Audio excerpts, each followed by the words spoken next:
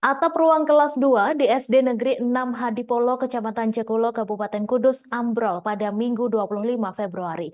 Ambrolnya atap ruang kelas tersebut dimungkinkan karena faktor bangunan atap sudah cukup tua, diperparah kondisi hujan intensitas tinggi mengguyur wilayah Kudus dalam beberapa waktu terakhir.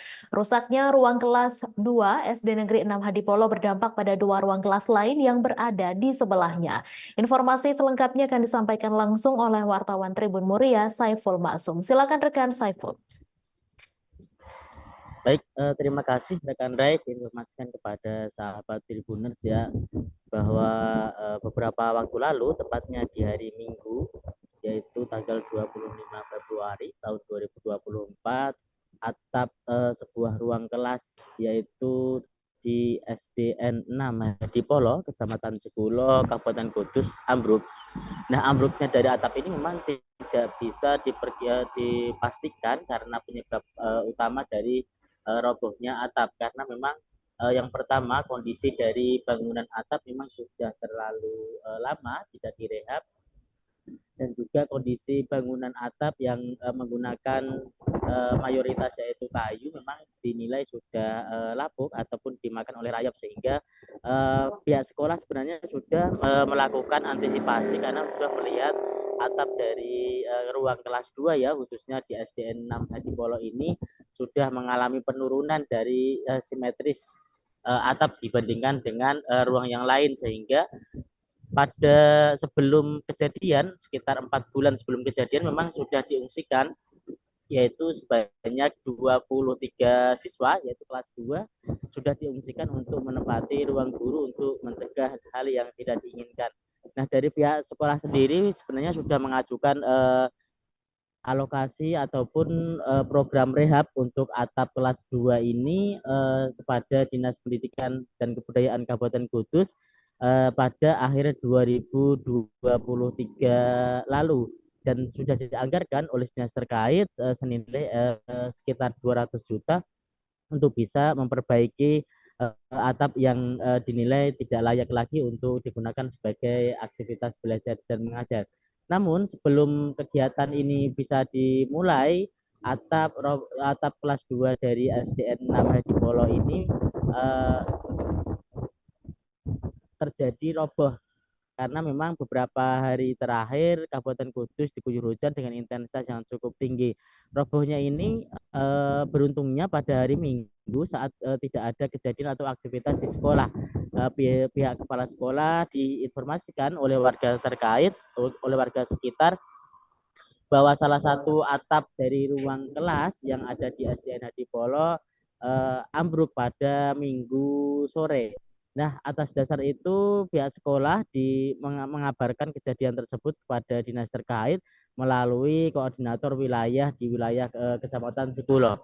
Dari hasil peninjauan dari dinas, atap yang ambrol ini memang mayoritas adalah kelas 2, namun untuk kelas 1 dan kelas 3 yang berada di sebelah kiri dan sebelah kanan dari kelas 2 ini dinilai tidak layak lagi untuk digunakan sebagai tempat untuk melangsungkan aktivitas belajar dan mengajar karena dinilai memang dikhawatirkan akan terjadi hal serupa.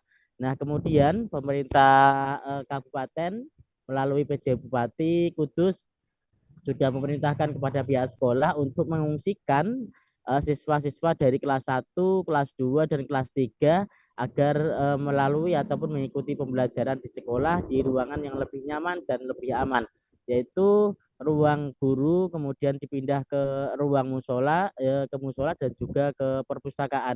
Tiga ruang ini sejauh ini digunakan untuk tempat pembelajaran sementara sembari nanti menunggu progres pembangunan yang dilangsungkan diperkirakan membutuhkan waktu 2 sampai 3 bulan. Nah, PJ Bupati Kudus sendiri sudah meninjau langsung bagaimana proses pembelajaran anak-anak di SDN 6 Hadipolo ini yang terdampak oleh robohnya atap ruang kelas. Beliau meminta kepada dinas terkait dan juga berkoordinasi dengan pihak sekolah agar menyiapkan sarpras pendukung dari sekolah agar bisa digunakan untuk keberlangsungan siswa belajar dengan nyaman. Di antaranya yaitu meja-meja kecil, di mana khususnya bagi siswa yang diungsikan di musola dan perpustakaan, karena memang mereka tidak mendapatkan fasilitas yang layak di sana, sehingga dibutuhkan fasilitas tambahan, yaitu meja-meja kecil. Pemerintah juga memastikan bahwa progres dari upaya dari perbaikan atap ruang kelas yang rusak ini akan dilakukan segera mungkin. Ditarget akhir Maret nanti sudah dimulai dan diupayakan akan selesai dalam kurun waktu 2 bulan ke depan. Terima kasih yang dapat kami laporkan dari Kabupaten Kudus. Kembali ke studio.